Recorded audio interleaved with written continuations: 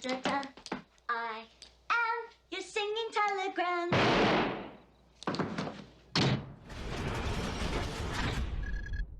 Another recorded Twitch stream video. These are, like I said, these are what our videos are going to be now. But hey, I'm wearing merch. We got new merch. Woot. I've already plugged this on the stream, but now it's on YouTube, so I got to plug it again. I mean, I don't have to, but I'm a shill for myself. It's called self-care, self-love. With that, we're going to talk about why Clue the movie might be one of the most important movies to watch as a GM. Like, it was just going to be, it's a masterclass on how to write a mystery adventure. But the more we talk about it, the more I'm like, this is just how to fucking do NPCs. This is how to unravel a story.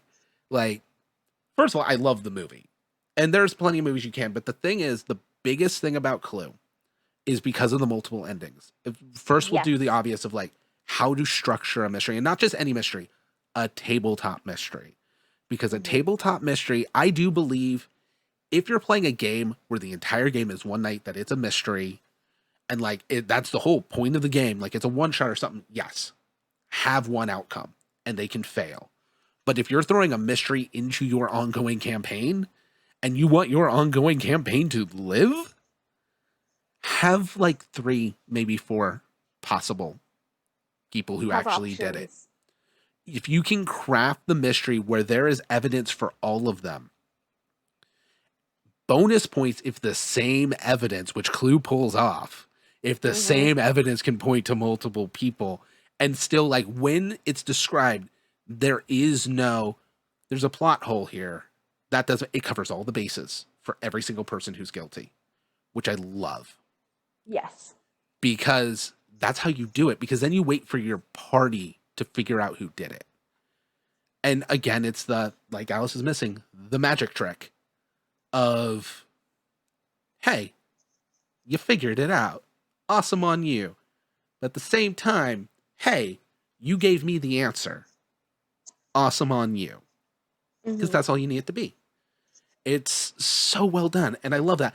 I personally, when it comes to NPCs, I love how what's actually revealed, very few of the reveals of NPCs get changed from ending to ending. It's just who gets revealed, which means most of those endings are true. Like the thing I love, Mr. Green, the only thing is one of them, Mr. Body's the Fed, and one of them, Mr. Green's the Fed. But none of them actually say whether or not Mr. Green's actually gay, except one. None of them prove or disprove. None of them say who Mr. Green's work for. There's nothing that... The one where Mr. Body's a Fed doesn't actually disprove Mr. Green being a Fed there too. Because he doesn't get arrested in that. I was paying attention. Yeah. And I love that. There's so many subtleties in that movie. It is insane.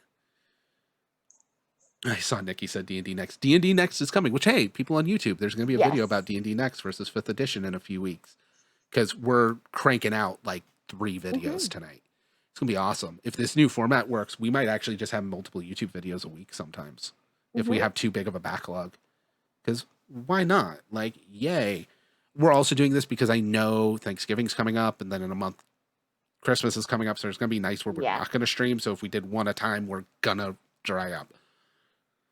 Anyways, off track. It's on brand.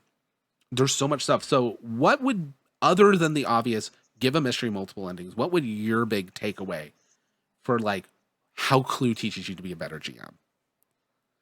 I think what's really interesting is that there's how the story's laid out. There's no assumptions that you make to like get into it. Everything has a trail of breadcrumbs. Like what I thought was really great, how they connected it was with Mrs. Peacock saying the monkey's brains. The monkey brains. Yeah. And it's very heavily flagged. This is one of my favorite recipes. I know, madam. Tim Curry flags it of, yes, of course it is. Like, they flag it as a clue if you pay attention at all. And how they lay out the clues that you can find the information. I think the biggest thing that a lot of GMs don't really think about is thinking your players are smarter than they are at times. You have to give out a lot of information because chances are they're not going to pick it all up. So having it at the ready where you can like say, look, this is where it was, this is where this is where that is. If you make too many assumptions of what you think your players are going to know, it's going to be confusing. Yes. The more you can map it out that things are discoverable, really, really helps from a GM. Oh, it's a tight super script. concise. It's a tight script. One of the rules I love, and this isn't like Clue teaches you this, but a good rule when it comes to that is the 3 clues. Every clue you give out has to have 3 clues. And there shouldn't be one clue that reveals everything. You need like a trail of 3, and each one needs to be 3, which means you need 9 clues for them to find. Yes. And only expect them to hopefully find 3 of them. Exactly. But there's actually so many things I love. I think actually the first one I would point out, and this is something that I'm proud of our shows that we do at Clue, is Clue swings from being serious to silly on a dime. Never mind about the key, unlock the door! I can't unlock the door without the key! Let us in, let us in, let us out, let us out! But it never feels unnatural. Learning that skill is huge, especially if you want to run mysteries or horror, because your players will make things silly. Don't take away the silly. We'll probably actually cover a horror and RPG because humor is super important to horror. Yes. Like you need it for horror to function properly. It's the valve release. But not going, haha, we've had enough, let's veer it back. Because you can do that, but it's going to feel forced. It's going to pull people out. Is finding out how to naturally within the game flip it back into serious and get everybody back on page. It's one of those things I'm super proud of Tales from 2000 doing, to the point that it gives some people fucking whiplash. But like that, I think that's part of the charm of our show, is that emotional whiplash. And Clue does that. Clue has literal cartoon sound effects for half of its sound effects. But also, those opening scenes are straight out of an Agatha Christie movie. Hardcore. Like, so seriously taken.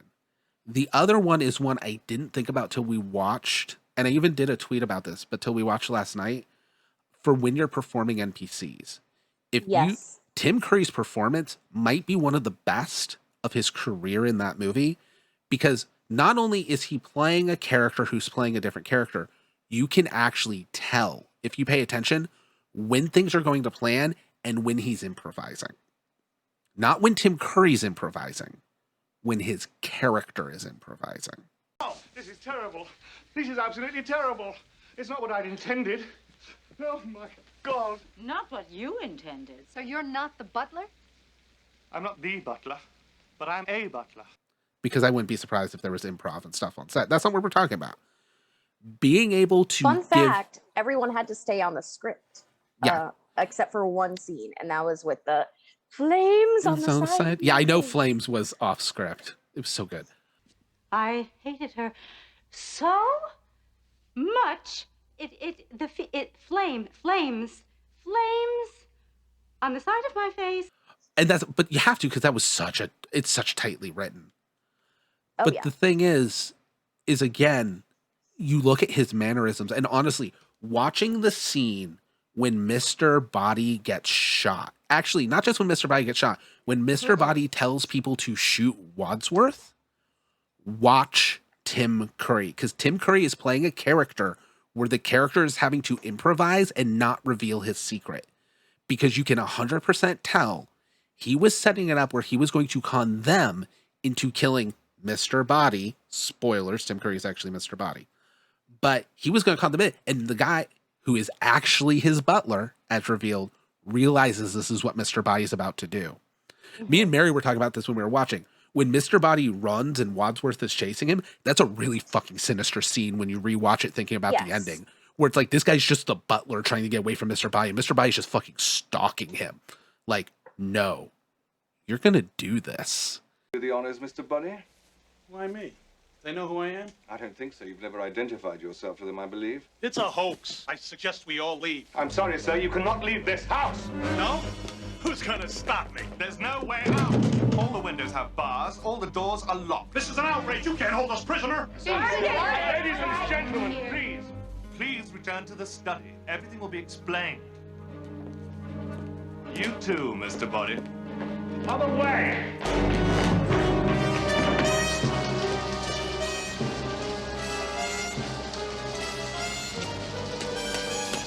knock it out, Bethlehem. Why not? It's only glass.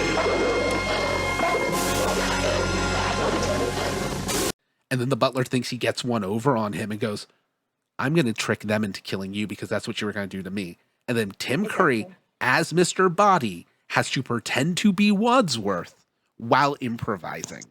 And there is so much level to the characterization. And as a GM, that is the kind of levels I strive for in my NPCs, because those are the complex NPCs, the deep NPCs. The panic in him from a character that was a 180. And again, and the smart thing is he plays it off of, well, I'm not actually this. This is what's actually going. He reveals his tells as a different lie, but it gives an excuse for his tells so his tells can happen. If you want to make lying NPCs, it sucks, but learn the gaslight, because Wadsworth gaslights like a motherfucker. Oh yeah, like he's It's the perfect. amazing. He's the perfect antagonist that doesn't appear to be an antagonist at first. Mhm. He is like, I'm here to help. I'm here to let your hand and guide you through this. We're gonna get through it together. And then as you start to connect things, like there's a reason he can string along the story Oh yeah. at the end The thing, because he's aware of everything. one of the things I love that I caught is another really good tip for NPCs is let NPCs be wrong about things and make mistakes. Yes. So here's the thing. In the explanation, Yvette went and killed the cook and then ran back to her room. No one heard the cook scream because Miss Peacock was screaming, and she ran back to the room and then screamed.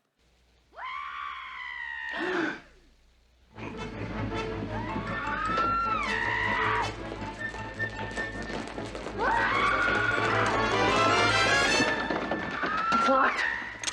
Open up! It must be the murderer. Why would he You scream? must have a victim in there. Oh my God, Yvette. Oh my God! She screamed because she didn't know Miss Peacock screamed. She assumed everyone heard the cook screaming and was trying to cover a clue no one knew about. If she didn't scream, she wouldn't have been found out, but she didn't know that. So she did what she thought was the best move, which was actually a dumb move. And they don't actually point that out. They just say, and then she went back and she screamed. They don't say why she screamed. You got to piece it together, but that's why. She screamed to try and do what Miss Peacock already did. But she didn't know because she wasn't in the room. She wasn't listening in anymore. Little things like that are how you can run mysteries and stuff. They're also the cracks. Mysteries need more than just clues. And this isn't just games in general. Your villains can't be perfect. They have to make mistakes. That's a mistake Yvette made. A mistake Wadsworth made was, honestly, he didn't break his butler's jaw in the conservatory. Because for a second I was like, oh yeah, he broke his jaw. Because the second he let him talk after the guy had already figured out he's probably going to try and get him killed, he tried to turn it on the Wadsworth. He got too confident. He thought he scared him enough to not do it, and then he had the panic. That's a mistake. And those cracks are also clues. They're actually kind of the bigger ones. They won't solve the mystery, but they'll lead people to suspicions, and then the clues are there to confirm suspicions. You need to make people suspicious ahead of time. Or else that's why a lot of people get clues and feel lost. Because they're not already suspecting something. Clues are just confirmation bias. In a mystery game, so much of it is confirmation bias. Or disproving biases. But you have to have those biases to begin with. Or else it's just information. Then it's just a breadcrumb trail you're following.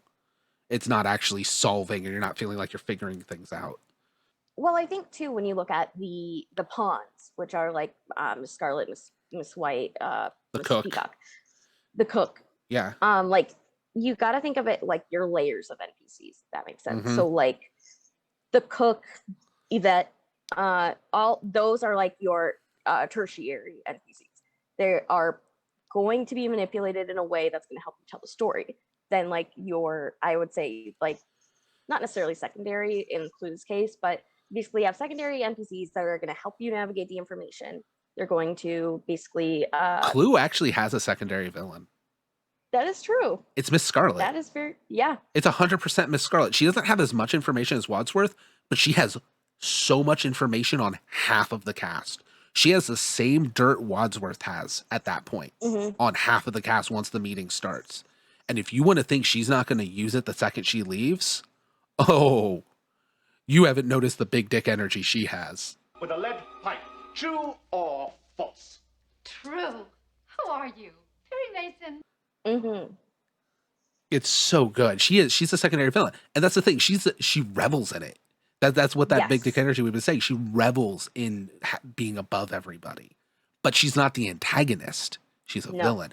I love having villains that aren't antagonists. Exactly. I mean, that's what Zimmy Like is. you can have bad people in a game that aren't necessarily the people your players are against. Yeah. But those, and you can actually plant what will be antagonists when they're in a separate section that Oh, yeah.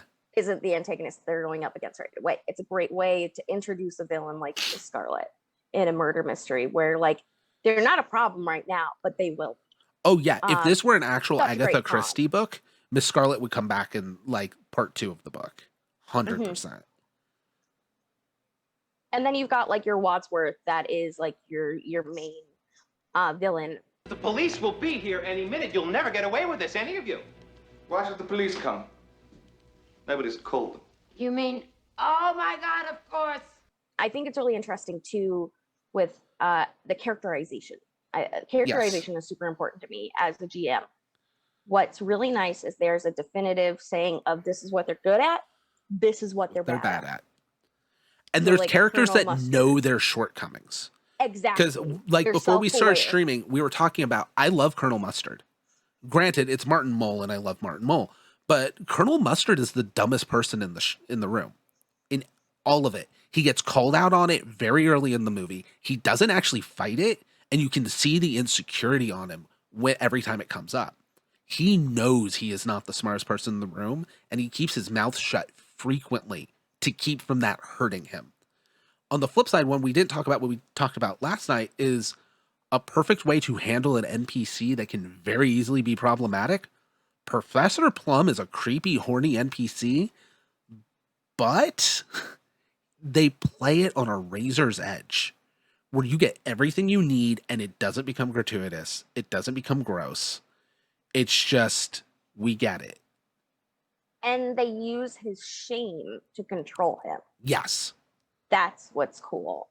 Look at Mrs. Peacock. Mrs. Peacock thrives, and what she's great at is making people think that she isn't domineering, that she isn't smart, that she's just a blustery old woman that's going to just be frivolous. And then that's what she uses. But then when she's called out, she doesn't know what to do. Yeah. Each one of these characters have levels that you can use as a GM where, like, if characters are investigating, use that information from your NPCs. There has to be a way that, like, if your player characters are going to interrogate something, you need to think of what the NPC, what will they spill at? What point are they just going to go full in, I'm not talking to you anymore? Because there are certain points of that. It's weird to like go into the characters' heads, but sometimes you have to like go to that point and think it out. So when you're RPing it, it's natural. Because one of the hardest things when you're RPing a NPC, especially in mysteries, is when you just get to a point and you have no idea like what to say. Yes. Which is like one of the things I found funny, and I want to kind of meme it, of the fact that Wadsworth and Miss White are the ones paired off, where I'm like, oh, the two imposters got paired off. Because Miss White is the only other person in the room who is capable of murder. And we constantly forget that because it gets misdirected. Her thing is she's killed a person. When you reach the end, again, there is a canonical ending. And in the canonical ending, she's psycho. She will kill a motherfucker just because. And that's the thing. She's done it before and she's gotten away with it. She's done it multiple times before. 5 times before. She's a fucking serial killer. She's a Black Widow. She is. And but the thing is like, we hint at, and then they don't hang a lampshade on it. Because if you hung a lampshade on it, she would become suspect 1. Because the person who's killed before is the most likely one to commit murder. But also, she's 100% the most likely one to commit murder. But there's also funny things of like, if she were to have killed him, he would have been stabbed. Because they've also said how she killed her husbands was by stabbing him. And initially they thought somebody got stabbed. Or no, they thought somebody got shot. Because when Miss Peacock turns on the light, she's holding the knife in a ready position, which is what makes me think of it. So they've also, there's a lot of subconscious going on in the Clue script, which I love. Again, film major, I've done the dissection. But she is the murderer or the other murderer. Mhm. So she's very likely, but they also very directly say how she's killed a person. And in the construction of that shot, the very first murder weapon you see confirmed she couldn't have had is the knife. You're probably not thinking about that, but your brain will catch it. Which is why you're not immediately going, it's Miss White. It's Miss White. Mhm. It's so good. It's so well done. Man, okay, here's the thing. I want to do Knives Out now, but I don't want to do a movie that new for our community nights because I don't think it's fair. I don't think No. movies that like would still be getting people paying for rentals or like subbing to streaming services specifically for it's not fair for us to do community stream nights for. Because some people will find back ways in to watch without having to do all that stuff. And Yeah. let's just also keep it to old movies that we fucking love. In 10 years, we'll do yeah. Knives Out because Knives Out's freaking amazing too. I Oh, don't yeah. think it's as good as Clue. It's not. It's not. I say that, and then And- it is the new version of Clue, but it plays on different, I guess, ideas. Here's the thing. Knives Out is Clue with a cast of superstars. Clue is Clue with a cast of some of the best character actors of their time. While all of them were somewhat famous, first of all, this is Christopher Lloyd pre-Back to the Future fame. Mhm. Martin Mull has always been underrated. Tim Curry is loved in cult films and slowly has so much cult notoriety. He's a celebrity, but was not a celebrity. Half of this cast is the cast of Rocky Horror Picture Show. Like, this wasn't super well, they were well known, but they weren't super famous people.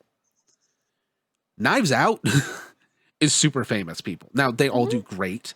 And some of them I would put right on the edge of being also character actors.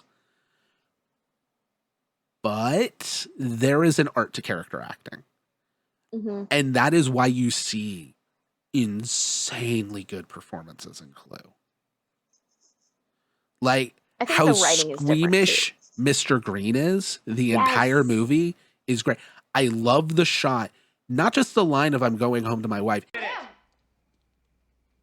if you want to know who killed Mr. Body, I did. In the hall. With the revolver. Okay, Chief, take him away. I'm gonna go home and sleep with my wife. He is like Clark Kent to Superman changed the second his glasses come off. He's 100% a Yes. different character through full body language. That is not an easy thing to do as an actor.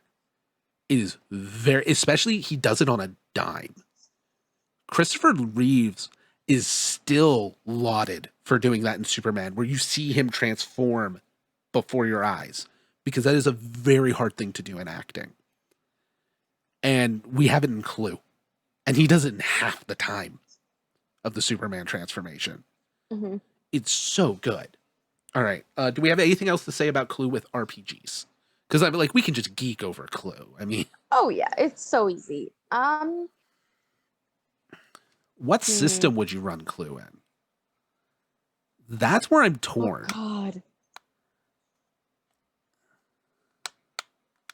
that's hard.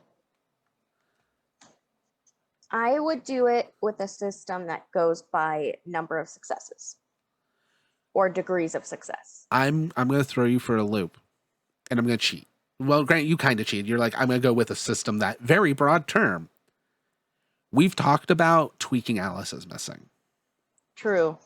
You need something that narrow. I don't want dice rolls for this because Clue is so laid out and as a puzzle.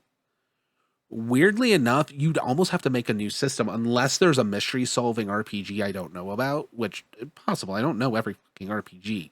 Some people seem to think I do because I've reviewed so many, but I don't. All right, there's a lot of them, everybody. Indie RPGs There's a are in a ton. golden era. We're going to talk about one later. Ball Kids, which is actually really fucking cool. We're going to do that in a minute.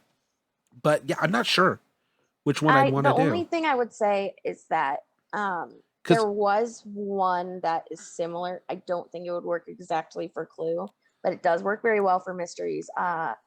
Of course, I can't think of it. It was the first time they ever ran Mysterium. They used a really, really basic form of an RPG that was basically, it was a dice pool. Interesting. I need to look into that.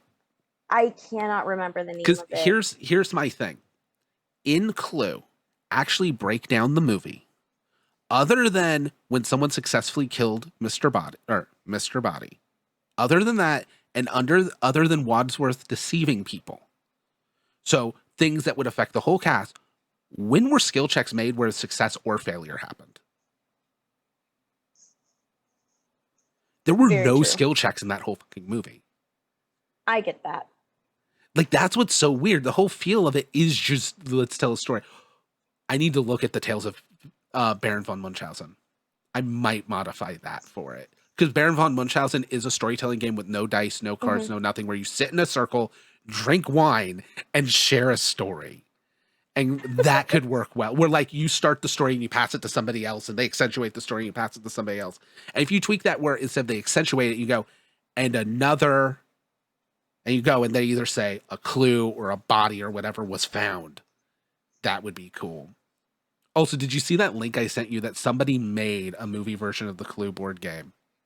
Yes, I did. And he made variant rules where multiple bodies can be found. Because there actually is not a movie version of the Clue board game. It does not exist. They never licensed it. Which is such a disappointment. You need to do an anniversary of it. I will buy that. I will buy that and I will put that up there. But okay, I think we have milked Clue for RPGs. I'll have to come up with what RPG it is. I'll look through it and post about it because it's really cool. You get 3 special abilities and that's good. It. Yeah, and like if you just those get abilities to figure out the mystery. Basically. Oh yeah, that's a really good way to do it. You locked me up with the murder, you idiot! So the murderer is in this room. Mais oui! But where? Where? Here! We are all looking at him. Or her. He's what Mrs. White said in the study. One of you is the killer.